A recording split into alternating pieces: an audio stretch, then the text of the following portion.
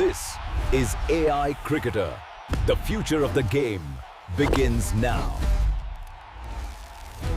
तो Chennai super Kings 2026 में एक जबरदस्त वापसी के लिए पूरी तरह तैयार है। आज हम उनकी मेगा ऑक्शन स्ट्रैटेजी को करीब से देखेंगे और ये सिर्फ कुछ प्लेयर्स खरीदने की बात नहीं है, ये तो एक पूरे एम्पायर को फिर से खड़ा करने की तैयारी है। 2025 का सीजन सीएसके के लिए उम्मीद के मुताबिक नहीं रहा। उन्हें कई मुश्किलों का सामना करना पड़ा। तो अब सबसे बड़ा सवाल यही उठता है कि वे अपनी गलतियों से सीखकर 2026 में कैसे वापसी करेंगे। चलिए उनकी पूरी स्ट्रैटेजी को समझते हैं। किसी भी सफल वापसी की शुरुआत होती है एक मजबूत नींव से, और सीएसके ने बिल्कुल यही किया है। तो अब एक नजर डालते हैं उन खिलाड़ियों पर जिन पर टीम ने अपना भरोसा बनाए रखा है और उन्हें अपने कोर ग्रुप का हिस्सा बनाया है। तो जैसा कि हम देख सकते हैं, सीएसके ने एक्सपीरियंस और यूथ का एक कमाल का मिक्स रिटेन किया है। धोनी और गायकवाड़ का जो लीडरशिप है वो टीम को एक स्टेबिलिटी देगा, जबकि शिवम दुबे और डेवाल्ड ब्रेविस जैसे प्लेयर्स अपनी विस्फोटक बैटिंग से किसी भी मैच का पासा पलट सकते हैं। तो कुल मिलाकर सबसे बड़ी बात यह है कि सीएसके ने एक ऐसा बेस तैयार किया है जो काफी फ्लेक्सिबल है।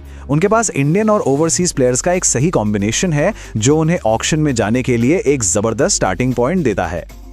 चलिए अब बात करते हैं उन बड़े और सच कहूं तो मुश्किल फैसलों की। देखिए, एक नई टीम बनाने के लिए कभी-कभी आपको कुछ बड़े नामों को भी जाने देना पड़ता है ताकि ऑक्शन के लिए फंड्स और टीम में जगह बन सके।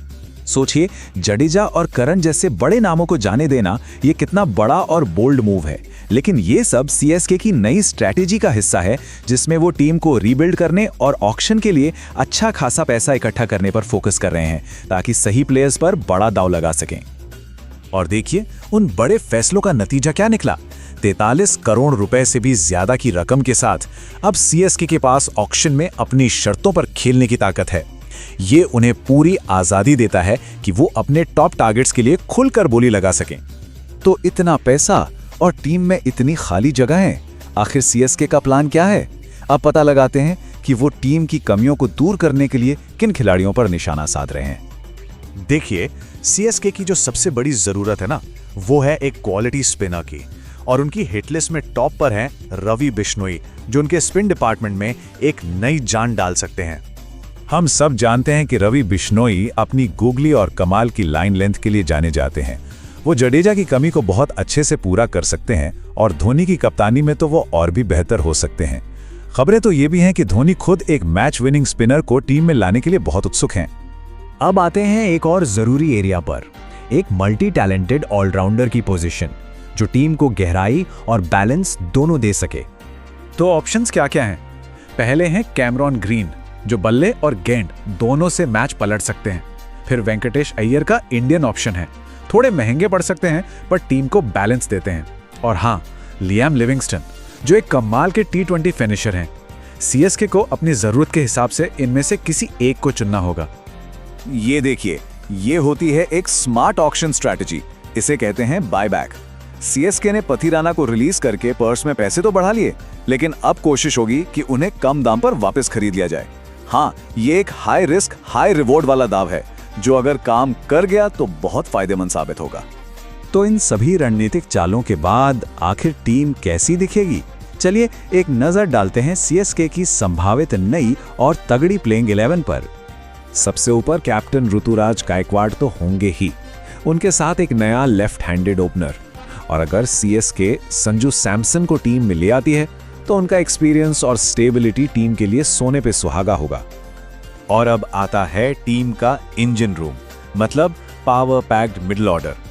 ब्रेविस और दुबे की जोड़ी तो बीच के ओवर्स में तबाही मचा सकती है। और आखिर में धोनी का फिनिशिंग टच, वो तो हमेशा की तरह गेम चेंजर साबित होगा ही।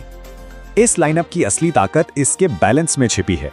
सोचिए, बिश्नोई और नूर अहमद की स्पिन जोड़ी बल्लेबाजों के लिए कितनी बड़ी मुश्किल खड़ी कर सकती है। और फिर एक नया विस्फोटक ऑलराउंडर और कुछ तेज गेंदबाज, ये टीम को और भी खतरनाक बना देंगे। तो आखिर में ये समझना बहुत जरूरी है कि टीम की असली जरूरतें क्या हैं और ऑक्शन के आसपास जो अफवाहें उड़ रही हैं वो क्या हैं। चलिए दोनों में फर्क देखते हैं।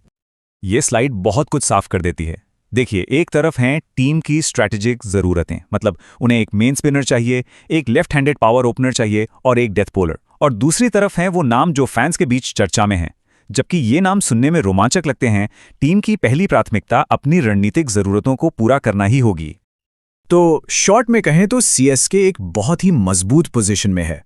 उनके पास एक सॉलिड कोर है, जबरदस्त बाइंग पावर है और टीम में 9 प्लेयर्स की जगह भी खाली है। हाँ, कुछ कमियां हैं, लेकिन उन्हें भरने के लिए उनके पास हर तरह के रिसोर्स मौजूद हैं। ये लाइन सीएसके की सिचुएशन को एकदम परफेक्टली बताती है। वो सिर्फ ऑक्शन में हिस्सा नहीं ले रहे हैं, वो ऑक्शन पर हावी होने की, उसे डोमिनेट करने की पूरी तैयारी में है। वे ही शायद ऑक्शन की दिशा तय करेंगे। और इसी सवाल के साथ हम आज की ये बातचीत खत्म करते हैं। सीएसके ने अपना होमवर्क कर लिया है, प्लान तैयार है और पर्स भी भरा हुआ है। तो क्या ये माना जाए कि सीएसके का 2026 का टाइटल जीतने का अभियान ऑक्शन से पहले ही शुरू हो चुका है?